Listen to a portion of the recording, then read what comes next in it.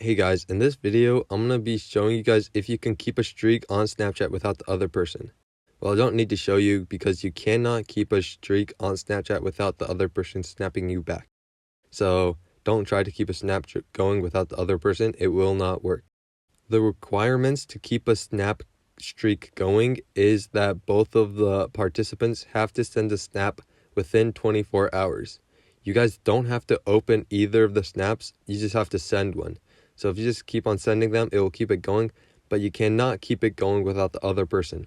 The other person must send you a snap before it goes over 24 hours since their last snap. So you cannot keep it going without somebody else. You have to make sure to send them a snap every 24 hours, and they have to make sure to send you a snap every 24 hours. So I hope this video answers your question. If it does, I'd really appreciate a like and subscribe. Leave any questions you have in the comment section below. I'll do my best to answer them, and I'll see you guys next time.